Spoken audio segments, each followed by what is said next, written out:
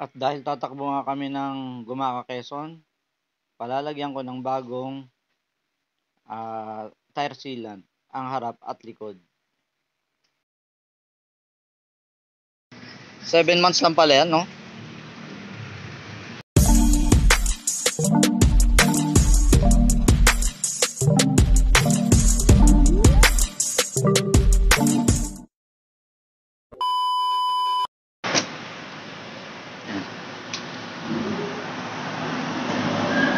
Santo Tomas, Batangas na daw po kami.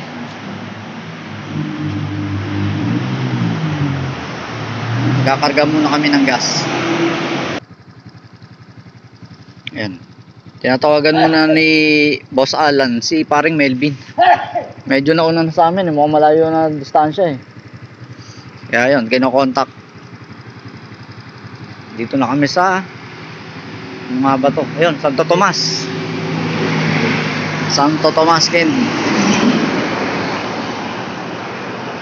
Ayun, nakontak na. Nasa Chaong bypass na daw ho kami. At ayon sa kumpare ko, Melvin, 102 km pa daw bago namin marating ang Gumaca, Quezon. Si Jan naka-aerox na. Ano lang ho kami ngayon eh, 5 lang. Hindi kagaya nung nagbaler kami. Itong single eh, 5 lang. I-switch ko na lang yung camera. Chaong bypass. Chaong bypass, ayan.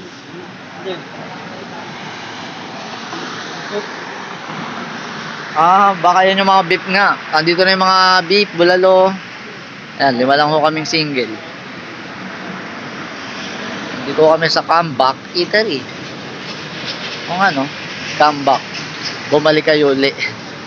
Hindi. Camping at baka, kaya pala Comeback. Ganun pala.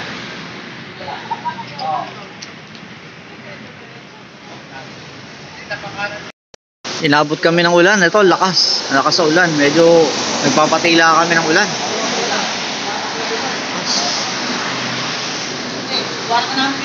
Ang lamig. Buti na lang, mayroong ganitong nasilungan dito. Ano kaya to? Garahe ng bus? Ano naman ang kapatid mo? Helmet? Kapatid. May kapatid yan. Stop over na naman po kami. Yan. Malapad na daan, kaya lang lubak-lubak dahil dyan dumadaan yung mga truck sa kabas.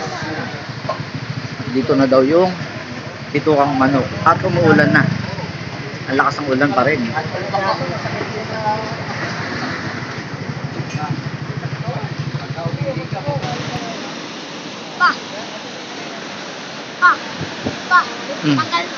Sige po. Nasa Plaridel, Gumaca na po kami, Quezon. Ay. Grabe, dagat na.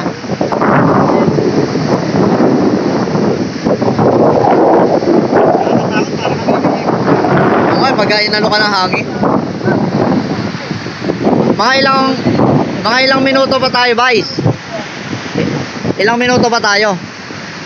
Siguro mga kalahati. Kalahating oras pa daw babaybayin namin para marating yung lugar nila. Ayun. Ayan, dyan, papunta ko kami dyan. At ang oras ay 6:10 na po. Umalis kami ng Novaliches 10:30. Ngayon 6:10 pala. 6:10 na, andito pa lang po kami. Maulan mo kasi.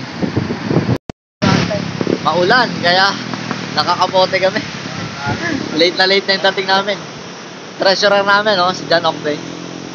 Humawak ng ipon na 10 pesos mula April hanggang ngayon. Kaya ito, naghala papuntang Gumaca, Quezon. At sa wakas, touchdown, Hagak-Hakin, Gumaca. Magkano? Yan,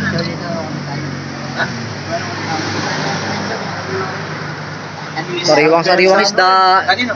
Nung makisap pa ano? Okay, at Jolly. Makisap pa. Connect. Sarap kamatisan to. Ikaw magsabing lahat, di ba? Anong pangalan ng... lahat ko ay wagon. Anong pangalan ng isda? Almahan, taka buraw. Ganun ba? Alumahan sa buraw. Tanong kayo. May din lumaka. Dalawang Ayan ah. Sarap-sarap. Kasi yung ano natin, yung Baka kulang-kulang. Hindi, bigay na kay Boy. Dala ko ng Tapos ano natira? Shopee? Kukunin natin to. Shopee? Japik? Ayun, Japik. Binibenta sa amin, 400. Naga? 280. 280. 280. Ha? 280 lang ako pala. Yapik, okay. Dala na naman ni Kuya kanina, dinala sa amin yung mga sariwang isda. Alam mo na dyan, silapat ang katawan mo kuya. Ano daw? Tayapig. Yapik. Kanyang pangalan, para tilapia. Magkano? 400 tsaka 280. 400 tsaka 280. Ayun. Ano to? 280? Ha? Siya na ba magbabayad dyan, okay? Sa ano na pondo natin kukunin? Ayun. Sponsor na pala namin na magbabayad kasi yun nga, nag-ipon kami ng 10 pesos mula noong April hanggang ngayon. Kaya yan. Yun, may kambing kami, kakatayin na doon. Tapos yung isda kanina, saka ito. Dala na naman ni Kuya. Kasi mukhang ilang araw kami rito sa ano. Yan, yung kapaligiran ng hagak. Ano nga ulit? Hagak, Hagak Hakin, ito. Sa Quezon City lalabas yan, puti ko. Wala na si Duterte ngayon, okay lang yan. Anong masarap na luto po diyan? Ihaw o ihaw talaga po? Ayan, pwede na. Parang buhay pa. Matibay pala buhay niyan, ano? Ngayon lang huli naman, bakla doon. Grabe. Ayun yung ano, yung isa. Yan, yung tinuluyan namin dito tabi ng kalsada. Tuli ng mga sasakyan. So, dala pa lang yung ano. Yung mga pamilya na rin mga lahat.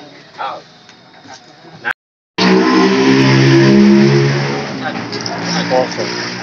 Buhay probinsya. Poso. O dali, bombayin mo, Nigel. Tingnan mo kung ano. Ano kay Bernel? Yan. Inosente. Yan, ganyan kami nag-iigib noon sa sitio gitna. Mahaba hawakan.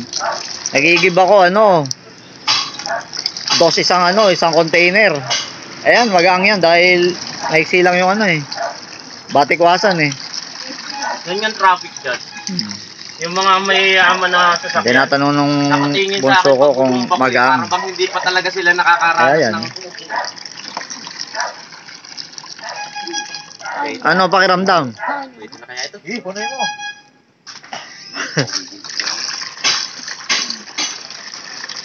Naalala ko tuloy, nag-iigib pa ako sa sitio gitna eh. 12 isang drum, 16 isang drum. Ayan, ganyan. Kaya lang, mahaba yung batikwasan. At kahoy yung handle namin doon. Grabe rito, napakalamig dito siguro sa gabi. Puno. Ibig sabihin hanggang doon lote nyo pa? Grabe, ang lawak. Mas maganda dun sa sa bundok. Yung kubo doon. Lawak ng lote nila. Bale, ilang hektarya po ito? Ano lang ata to? Parang aapat ata tong isang to. Grabe. Malaki na rin yun. Yung 3 hektarya binabantay ng tatay ko, lawak na. Ito pa kayang mag-aapat. Grabe, oh.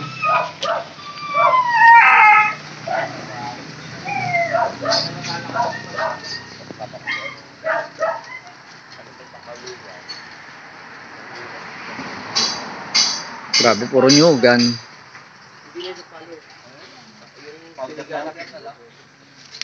Time ito, time bunga. Maliliit pa iba. Hawakan mo. Mabait naman. Ayun, yung kambing na pinahanda sa namin. Bata pa pala yung kambing na yan. Bata pa to. Ako. Ilay. Ang ganda ng alaga nila ibon. Para siyang kalbo. Hello, kalbong ibon ka ba? Galing eh. Kumakatok-katok yan po sa kagat. Ganda ng mukha. Ang kinis ng mukha. Exotic na ibon. Ito talaga makikita mo sa mga probinsya, no? Pag may mga alaga silang extrang alaga. Oh. Ang cute. Mahamo na sa tao. Oh.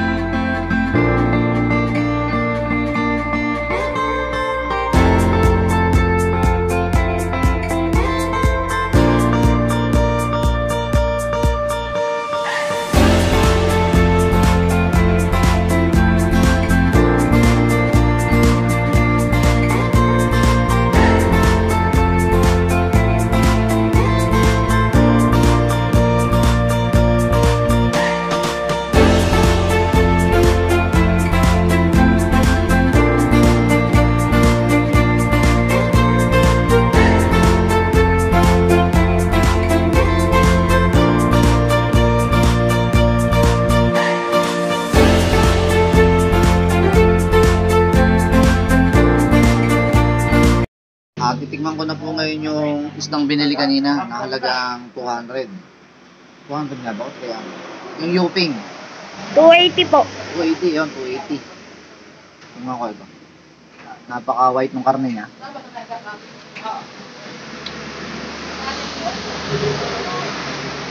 Sarap. Iba talaga pag sariwang isda. Sarap. Ito masarap sa mga lugar na tabing dagat. Pagka usaping isda, masarap, manamis-namis. Para siya pong malaking tilapia. Sarap.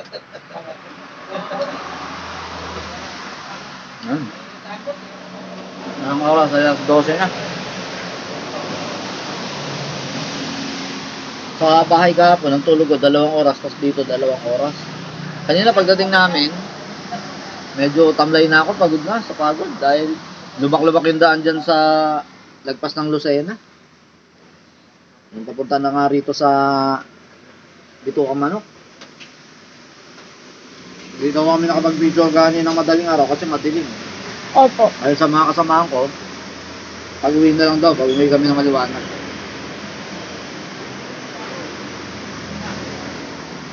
Kaya nga, kain mo muna tayo.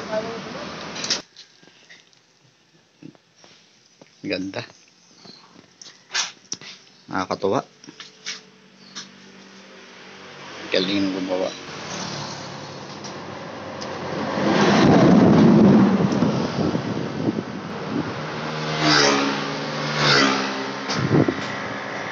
Pero sarap. Kalderetang kambing. Ang sarap. Yung kalderetang kambing na nakahain dito, pang ano? Pang 600 per order. Ang sarap, grabe. 120 na yan, huwag sana yan. Ako kaya 130 ganun. Ay, yung ganyan karami? Oo. Saan banda? Kumakain kami ng kambing sa may sa Uyo. Sarap, galing nung nagluto. Asan na yung cook ayun? Tol. Nagaano naman ng ano yung cook? Nagaano ng butike.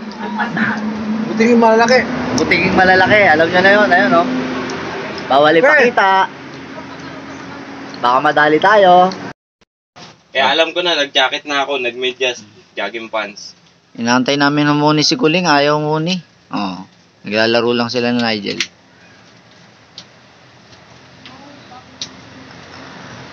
Pagka inaantay mo yan, hindi yan mauhuli. Pero pagka, Ayun, uminom. Pinalitan siya ng bagong tubig, uminom na siya. Naliligo din po pala si Kuling. Pagka trip niya maligo, maliligo siya.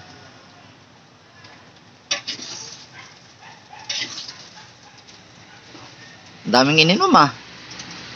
Alam niya rin pag bagong palit yung tubig niya, no? Oh? Kanina hindi umiinom eh. Hindi pala papalitan ng tubig eh.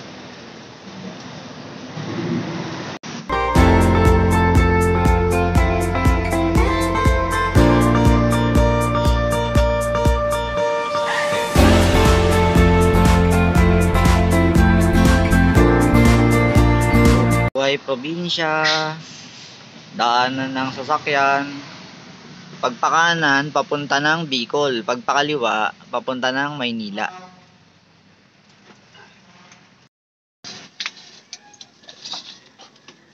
Ayaw pa umalis. Ganda ng almusal. Sinangag at...